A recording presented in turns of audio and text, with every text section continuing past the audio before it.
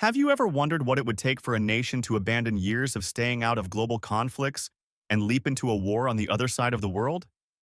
That's exactly the story of the United States during World War I. In this video, we'll explore the journey of the United States from neutrality to full-scale involvement in World War I. You'll learn about the key events that pushed America into the conflict, including German aggression at sea, the infamous Zimmermann telegram, and President Wilson's moral justification for entering the war.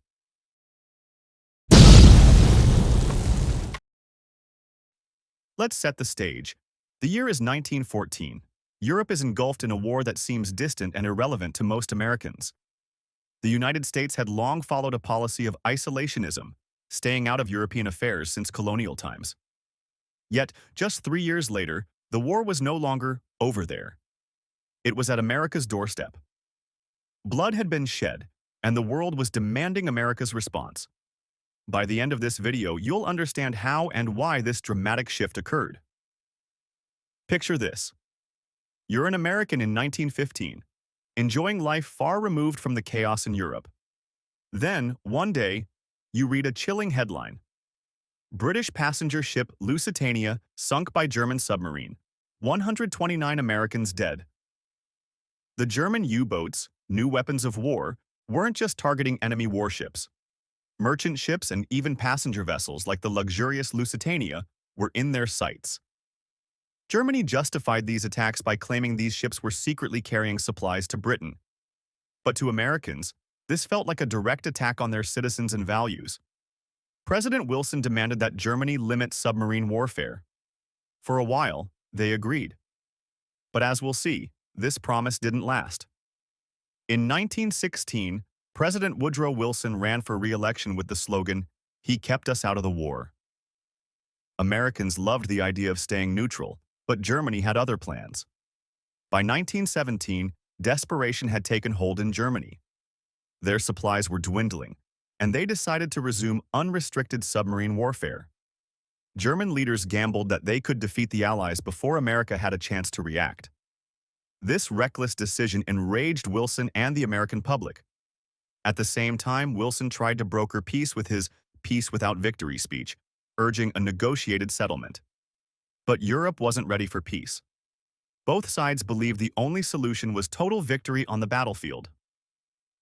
If unrestricted submarine warfare wasn't enough to push America over the edge, what happened next sealed the deal. In January 1917, British intelligence intercepted a secret telegram from Germany to Mexico. In it, German Foreign Minister Arthur Zimmermann proposed a bold plan. If Mexico joined Germany against the United States, Germany would help Mexico reclaim Texas, Arizona, and New Mexico. When this message was made public, it was like a bombshell. Americans were outraged. This wasn't just a threat. It was a direct attack on U.S. sovereignty and security. The Zimmermann telegram became a rallying cry, shifting public opinion in favor of war. By April 1917, the pieces had fallen into place. German U-boats had sunk 3 more American ships. The Zimmermann telegram had enraged the public, and President Wilson knew it was time to act. Standing before Congress, he declared, "The world must be made safe for democracy." Wilson framed the war as a moral mission, not to conquer or gain territory, but to protect the rights of humanity. This was not just a war against Germany. It was a war for liberty and justice, for democracy itself. On April 2, 1917, Wilson officially asked Congress for a declaration of war. He pledged that the U.S. would fight not for conquest, but for the ultimate peace of the world. 4 days later, on April 6th, Congress declared war on Germany. The United States was no longer a bystander. It was now a central player in the Great War. So why did the U.S. enter World War I? It was a combination of German aggression, national security threats, and Wilson's vision for a better world. From the Lusitania to the Zimmermann telegram, each event brought America closer to the war. And in the end, it was Wilson's belief in democracy that solidified the decision. Now it's your turn to reflect. Could the U.S. have stayed out of the war? Was it all about democracy, or were there other factors at play? Let me know what you think in the comments below. If you got a lot of value out of this video, Make sure to hit the like and subscribe button and the bell so you won't miss any future videos.